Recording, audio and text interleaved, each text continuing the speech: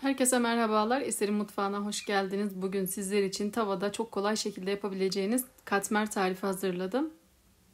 En basit yöntemle en iyi katmeri hazırlayacağınızdan hiç şüpheniz olmasın. Tel tel ayrılan katmeri nasıl yapmışım? Buyurun hemen başlayalım. Kabımın içerisine 5,5 su bardağı unu koyduktan sonra orta kısmını havuz şeklinde açıyorum. Ve orta kısmına 1 su bardağı ılık süt, 1 su bardağı ılık suyu ekliyorum. Unun etrafına da 1 tatlı kaşığı tuzu serpiştiriyorum ve spatula ile karıştırmaya başlıyorum.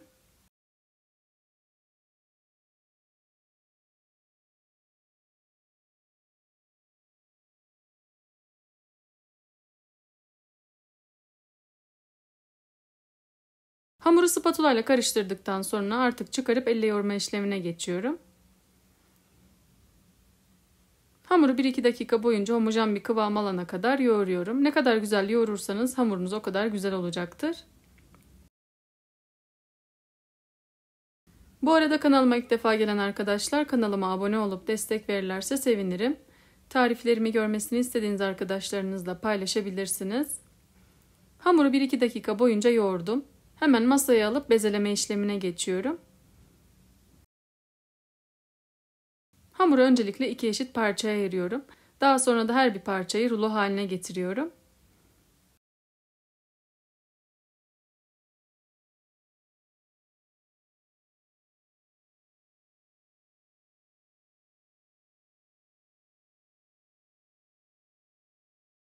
Hamurlarımı rulo haline getirdikten sonra 8 eşit parçaya ayırıyorum.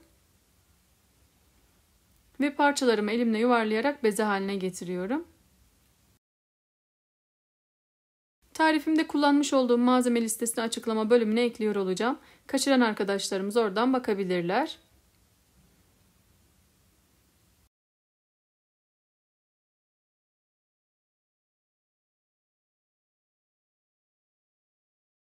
Borcamın içerisine sıvı yağ koyduktan sonra hazırlamış olduğum bezeleri içerisine alıyorum. Ve her tarafını yağlayarak borcamın içerisine yerleştiriyorum. Sıvı yağı göz kararı kullandım. Sizler de göz kararı olarak yarım çay bardağı kadar ekleyebilirsiniz.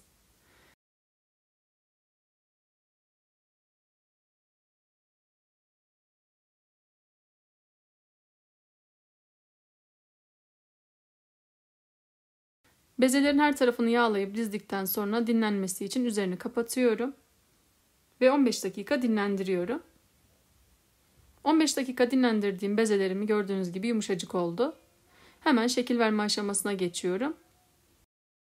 Hamuru açmak için borcamın tabanında bulunan sıvı yağdan faydalanabilirsiniz. İlk bezeyi masanın üzerine aldıktan sonra oklava merdane kullanmadan elimle büyütüyorum. Gördüğünüz gibi çok pratik şekilde büyütebiliyoruz. Hamuru açabildiğim kadar açtım. Üzerine eritilmiş 100 gram tereyağından bir kaşık kadar döktüm ve fırça yardımıyla her tarafına gelecek şekilde sürüyorum. Her tarafını güzelce yağlayalım ki katmerimiz tel tel ayrılsın.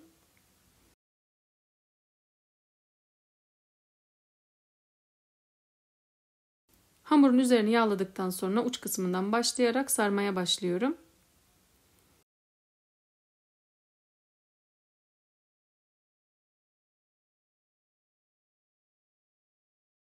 Hamuru rulo halinde sardıktan sonra üzerine hafifçe bastırıyorum.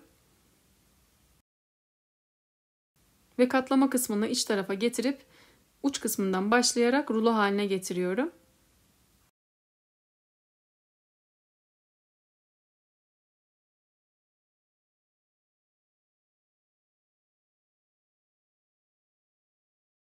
Rulo haline getirdikten sonra son kalan ucu alt kısma getiriyorum. Gördüğünüz gibi ilk katmerimizin hamuru hazır. Tekrardan yağlanmış olan borcamın içerisine yerleştiriyorum.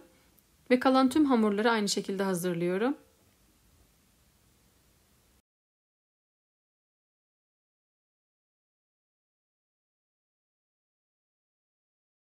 Sizlere son katmerimi de şöyle hemen hızlı bir şekilde göstermek istiyorum. Eğer siz bu aşamada tereyağı kullanmak istemiyorsanız sıvı yağla da yağlayabilirsiniz.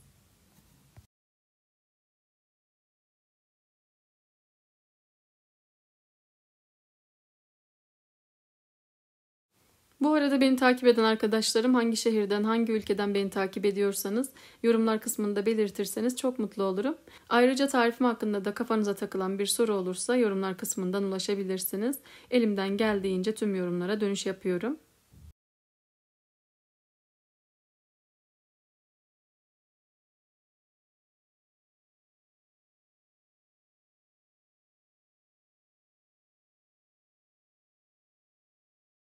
Gördüğünüz gibi son katmerimin de şeklini veriyorum. Rulo haline getirdikten sonra uç kısmını hamurun altına gelecek şekilde yerleştiriyorum. Tüm katmerlerimin hamurlarını hazırladım ve aynı borcamın içerisine yerleştirdim. Üzerlerini kapatıp 15-20 dakika daha dinlendiriyorum. Hamurlarım 15 dakika dinlendi. Elimle büyütme aşamasına geçiyorum.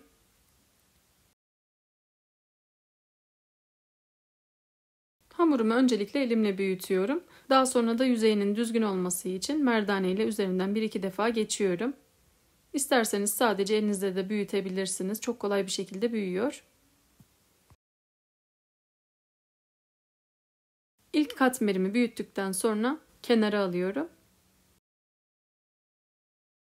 Ve kalan katmerlerimi de aynı şekilde hazırlıyorum.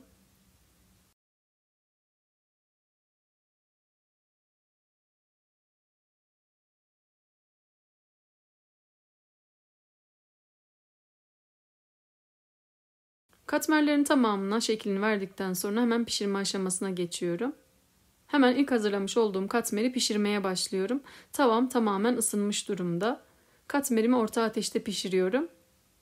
Katmerin ilk tarafı pembeleştikten sonra çevirdim ve üzerini sıvı yağla yağlıyorum. Katmerin iki tarafını da yağlayıp öyle pişiriyorum. İlk katmerim güzelce pembeleşti. Hemen onu alıyorum ve kalan katmerleri de aynı şekilde pişiriyorum.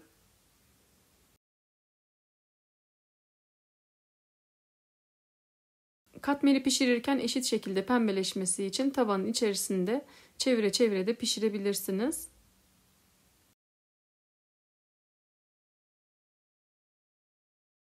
Yine altını üstünü pembeleştikten sonra eğer sıvı yağla yağlamak istemiyorsanız tereyağıyla da yağlayabilirsiniz.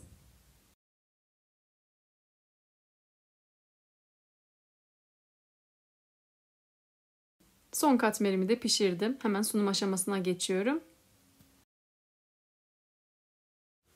Katmerlerimin tamamını pişirdim. Gördüğünüz gibi hepsi de birbirinden güzel oldu. Hemen sizlere iç dokusunu yakından göstermek istiyorum. İçi yumuşacık ve tel tel ayrılıyor.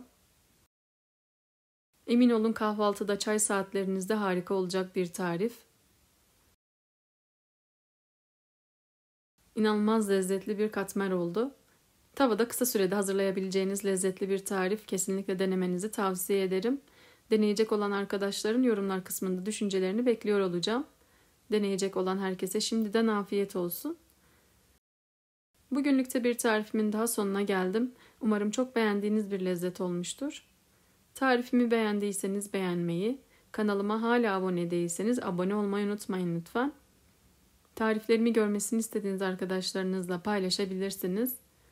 Bildirim zilini aktifleştirerek paylaşımlarımdan anında haberdar olabilirsiniz. Farklı ve lezzetli tariflerde görüşmek üzere. Kendinize çok iyi bakın. Hoşça kalın.